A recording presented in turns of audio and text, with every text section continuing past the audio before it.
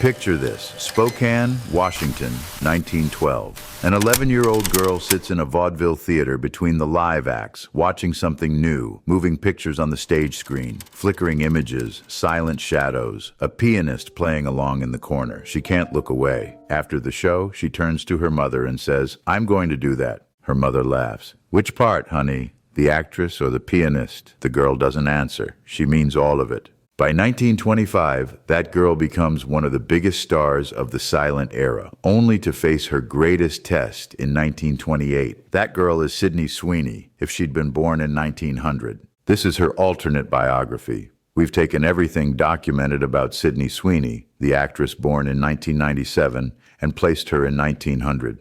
Her drive, her talent, her working-class background, same personality, different era. By 1927, Hollywood employed 15,000 people. By 1930, 75% of its stars were gone. This is what would have happened. September 12th, 1900. Spokane, Washington. Population 37,000.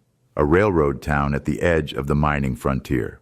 A girl is born into a fifth-generation family home on the outskirts. Her father works the Northern Pacific Railway doing manual labor and working long shifts for just $30 a month. Her mother keeps house and takes in laundry when money's tight. It's a modest life, but stable. The house has no indoor plumbing, no electricity yet. Water from a well, heat from a wood stove.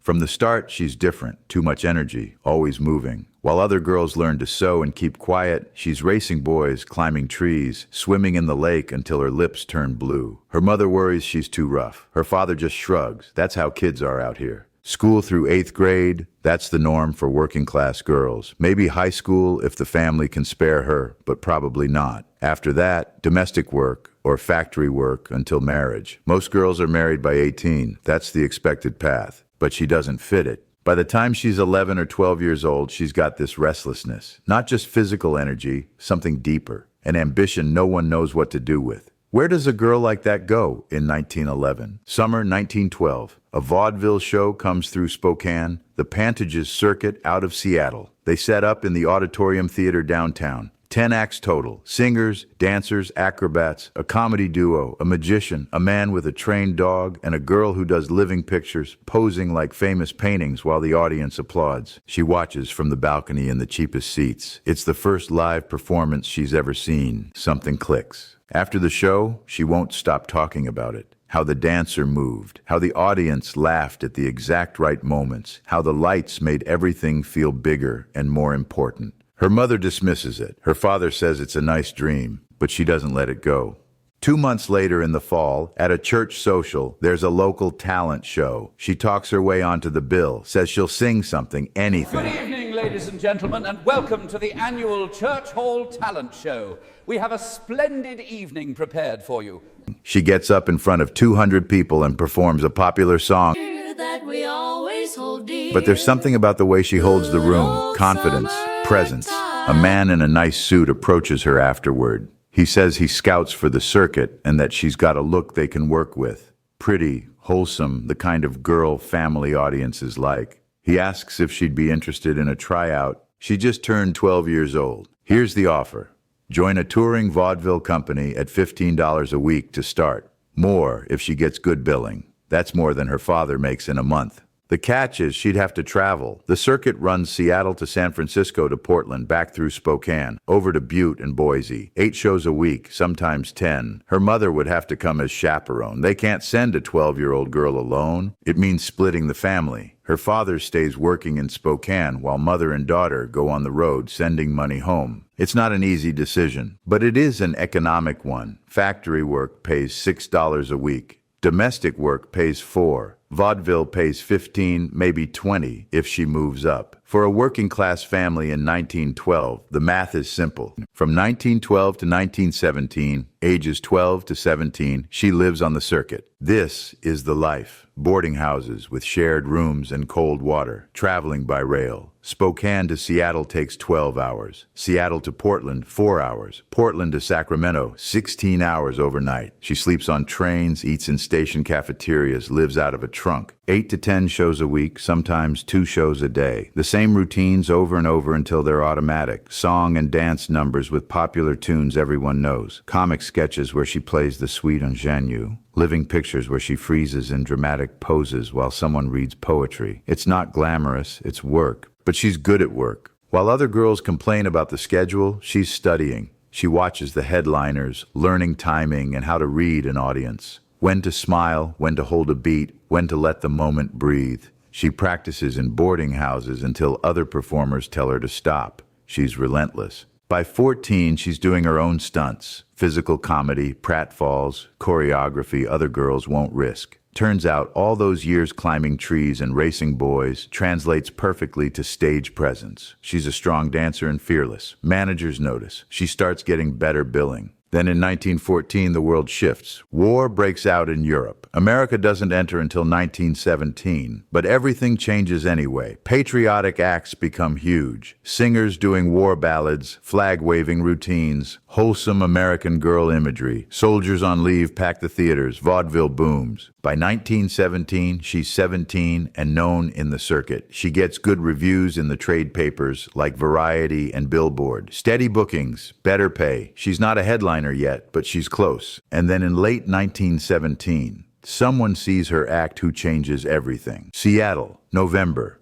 1917. A man from Universal Pictures is in the audience watching her perform. He's there scouting for talent. Vaudeville is where film studios find actors. They need people who can move well, who photograph well, who understand performance. Sound doesn't matter. Cameras are silent. After the show, he approaches, says she's got the look they're after. Blonde, wholesome, athletic. Asks if she'd be interested in a screen test. Los Angeles, he says, no promises. But if she photographs well, there's work. It's not even a decision. It's the next step. By January 1918, she's on a train headed south. She steps off at Central Station at 17 years old with everything she owns in one trunk and 5 years of vaudeville behind her. The city smells like orange blossoms and engine oil. There are film studios everywhere, warehouses converted to sound stages, cameras in the streets, actors in costume walking to lunch. It's chaos and opportunity all at once. The film industry has only been in Hollywood for about 5 years. It's still new, still wild. Studios are churning out films by the dozen, and everyone's trying to figure out what works. Stars are being made overnight and forgotten just as fast. She has no connections and no money saved, just the screen test appointment and a boarding house address. But she's spent 5 years grinding through vaudeville circuits, performing 8 shows a week, living in shared rooms, working through exhaustion. This is just the next stage. Right now, she just has to become a star. The screen test is at Universal City, a converted warehouse with skylights. She walks in wearing the same traveling suit she wore off the train. They don't care about her voice. This is silent film. What matters is her face under lights, how she moves, whether the camera loves her. The director walks her through it. Cross the room, turn, smile, look frightened, look angry, hold still. She does it all without question. 5 years of vaudeville taught her to take direction. The cameraman cranks, 16 frames per second. The film runs through the gate. They develop it overnight. The next morning, the verdict, she photographs well. Not beautiful in the classical sense, not like those porcelain Gibson girl actresses, but striking. The camera picks up something in her eyes, intensity, something that reads in silence.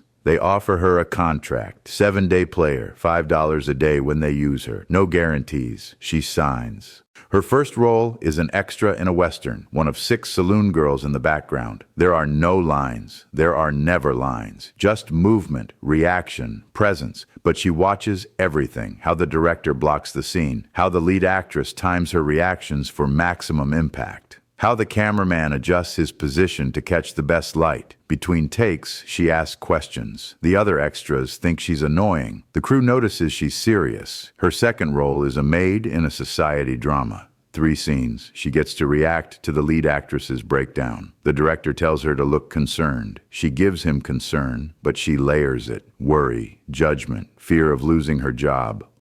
By mid-1918, she's working steady, not starring, just supporting roles, small parts in dozens of films. Studios are churning out 2-reelers, 5-reelers, whatever they can sell, and they need bodies. She's reliable, shows up on time, knows her marks, never complains. The money isn't great, $30, maybe $40 a week when work is good, but it's more than vaudeville ever paid. She and her mother rent a room near the studios, shared bathroom down the hall. Eat as cheaply as they can. Save everything. Every month, they send money home to Spokane. Her father writes back with news from the rail yards. Her younger brother, 13 now, always asks the same question. When is she coming home? She doesn't know how to answer that. Then 1919 arrives. The war ends. Soldiers flood back into civilian life. The film industry explodes. Every studio expanding. Demand for content insatiable. They're making 800 films a year in Hollywood.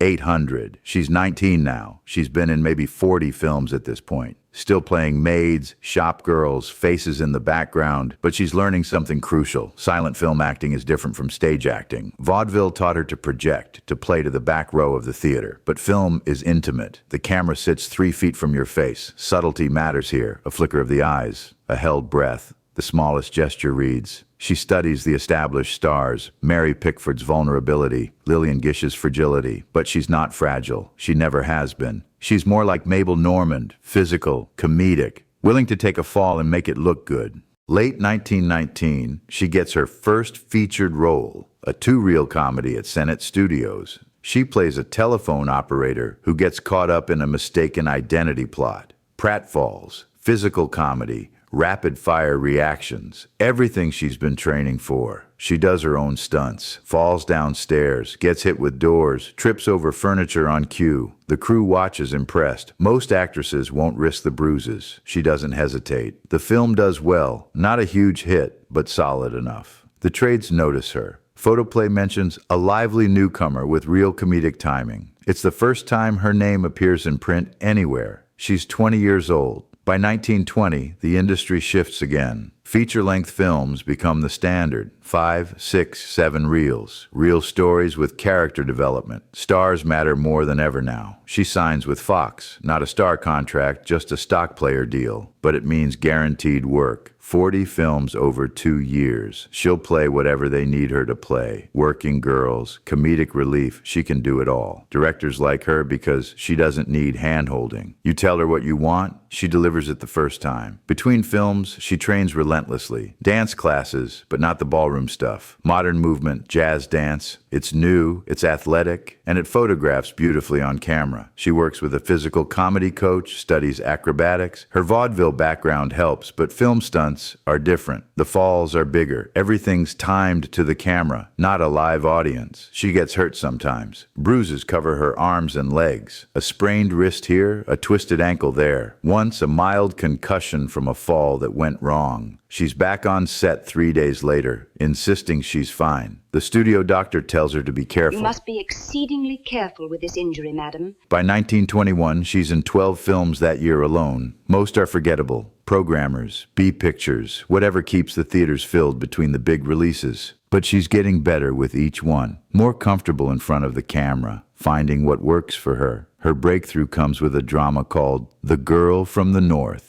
She plays a small-town girl who comes to the city looking for work and gets caught up with the wrong crowd. It's melodramatic, sure, but she plays it honestly, grounded. Working-class audiences recognize something in her. That's one of us, they think. The film does well enough. Not spectacular, but solid. More importantly, it shows she has range. She's not just a comedic player who takes pratfalls. She can handle drama, real emotion, vulnerability. Fox notices. They start building her up. Publicity photos, interviews in the fan magazines. Sydney Sweeney, the girl next door with star quality. It's manufactured publicity, but it works. By 1922, she's getting lead roles, not top-tier productions, but solid mid-budget features, action comedies, romantic dramas, adventure serials. She stars in a 6-part serial called Perils of the Pacific, where she's kidnapped, escapes, gets chased, rescued, and then saves the day herself in the final reel. Swimming, climbing, jumping between moving train cars, she does all of it herself. Female stunt performers are rare in Hollywood. Most actresses use doubles for anything physical, not her. The publicity department loves it. Fearless Sydney does her own stunts.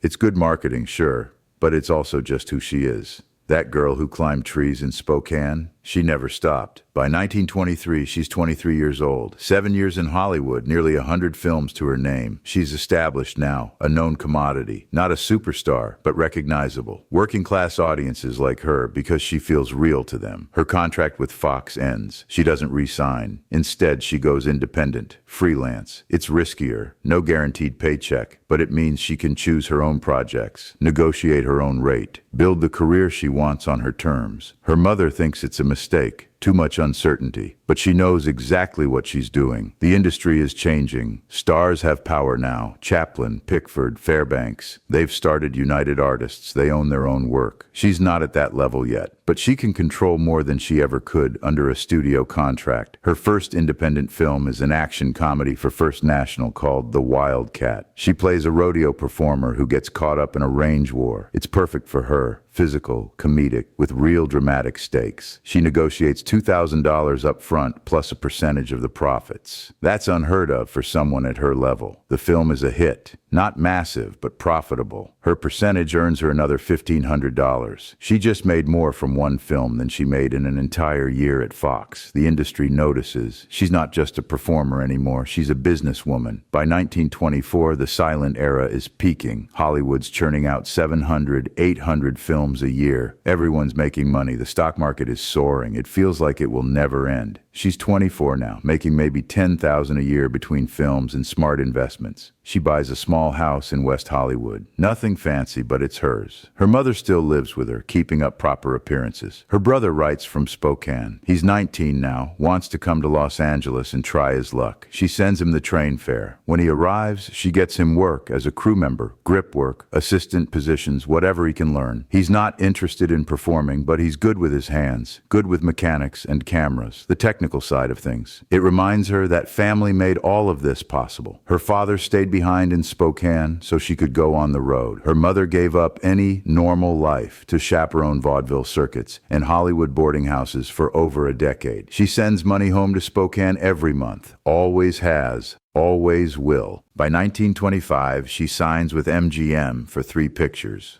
Not a full contract, just a deal. Creative control, star billing, $5,000 per picture. Her first MGM film is Desert Shadows, an adventure drama set in the Southwest. She plays a rancher's daughter defending her family's land from corrupt developers. The role requires horseback riding, gunfights with blanks, and a climactic scene where she rides through an actual sandstorm. She does the riding, she does the stunts. The sandstorm scene leaves her coughing for 3 days.